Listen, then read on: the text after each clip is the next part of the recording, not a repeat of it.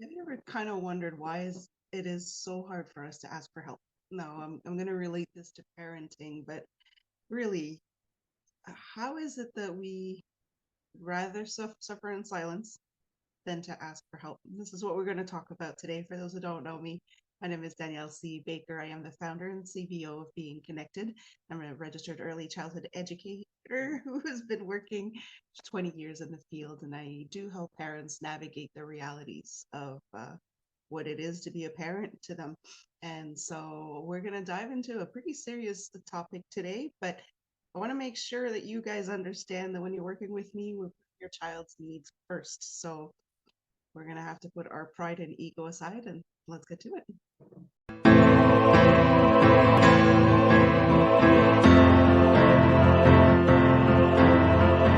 Hello, hello, hello. Welcome to the Talk to Danielle podcast. I am your host, Danielle C. Baker. Before we get started, be sure to like, follow, and subscribe to whichever channel you're listening or watching from. And of course, the season two, this episode is brought to you by the Self Esteem Doctor Online Academy with the amazing, beautiful, phenomenal Dr. Simone Alicia.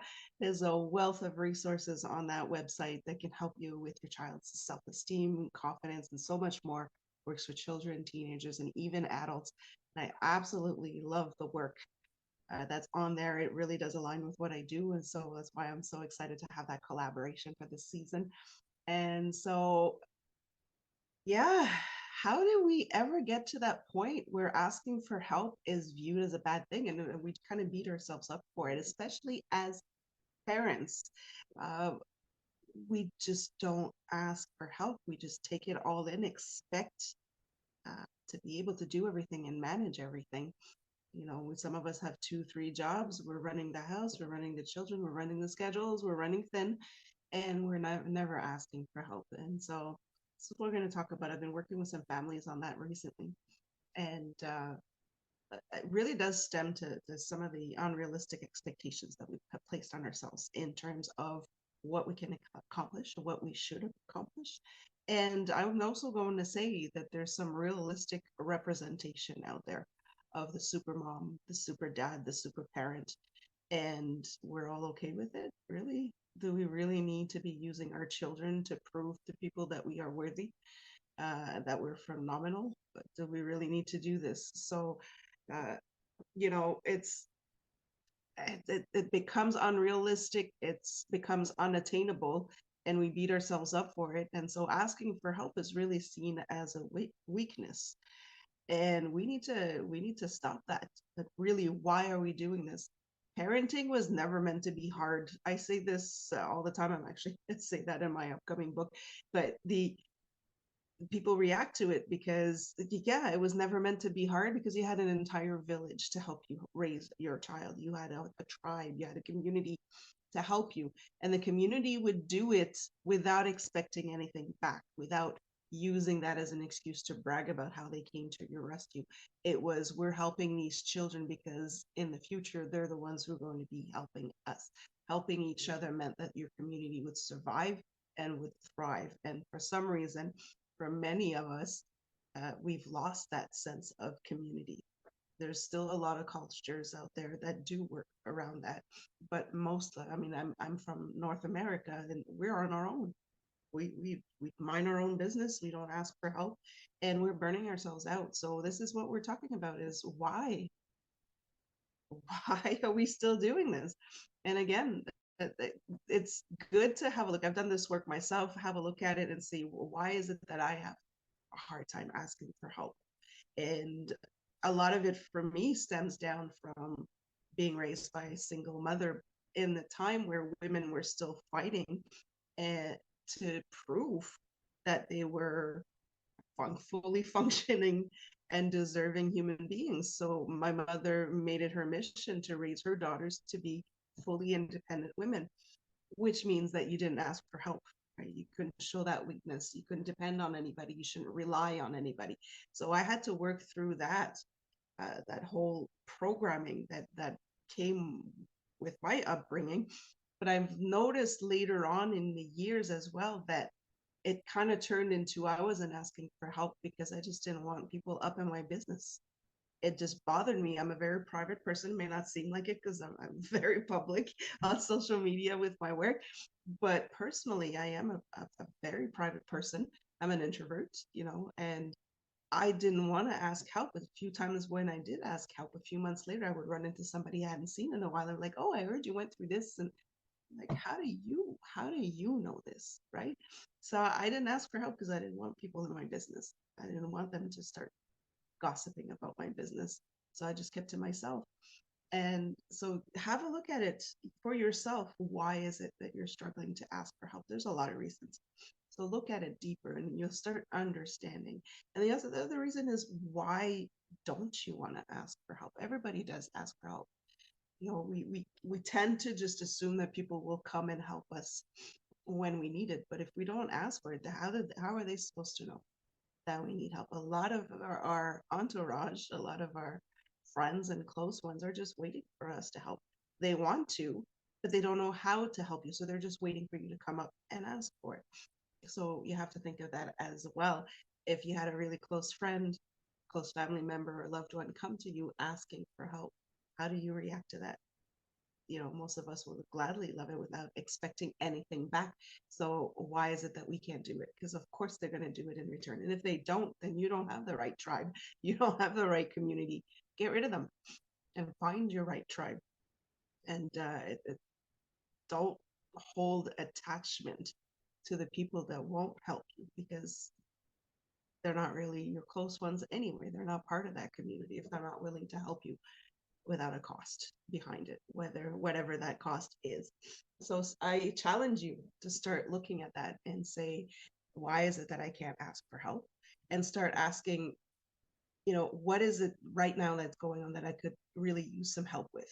Or what is it that I really wish right now I could get some help on this without having to ask for it? Those are the points that you you would need support with. So ask yourself, whether it is to pick up some milk, it saves up an extra stop on the way home, picking up the kids because you're running late, getting to help with yard work or whatever it is, whatever that looks like for you. Where could you need it? And who could you ask? Who would you trust to say, uh, you know, who could I ask for this and feel comfortable about it? Another thing that we have to say is that because we tend to associate help or asking for help with weakness, I started changing the vocabulary for it and giving it a positive tone. So I don't say asking for help anymore, but it's the parental backup. You're asking for backup. You're not asking for help. So when you're not asking for help, you're asking for backup. So you're still the main character in the story. You're still going to save the day at the end of the day. But right now, you just need reinforcement and you're calling in for backup. And there's really nothing wrong with that. So if you can make that change, it just becomes a lot easier to ask for help when you do. So this is the challenge that I'm giving you now is uh, look for where you could be asking for that backup. And if you can't do it, one of the best ways to do it is to kind of reverse engineer it. And at the end of the day, kind of scan through your day and ask yourself, where and when today could I have asked for backup but didn't? And kind of go from there, because it's, bringing the trash cans back in, uh, putting the shoes away at the front door that keeps, getting in the way, wiping down the counters in the kitchen, anything like that. Where could you have asked for backup during your day that you didn't? And who could you have asked? Who is around? And, sometimes a neighbor can help with the trash cans if you're, pull your back out or something. And you get your kids involved. A lot of our children want to help. There's a certain age range where you can take advantage of that. And when I say advantage, I don't mean don't overdo it, but they will gladly help us at a certain age. So why not ask them for that backup? Why not teach them how to ask for help and that it's okay to ask for help so that they don't burn themselves out when they're older? That's a healthy thing to do. Show them how to do it so that that cycle breaks and you can actually move forward and ask for help and encourage the people. You can also ask your friend, without imposing. You just say, I'm here for you. If ever you need anything, if I can do it, I will. We don't want to impose on people. We don't want to trouble anybody.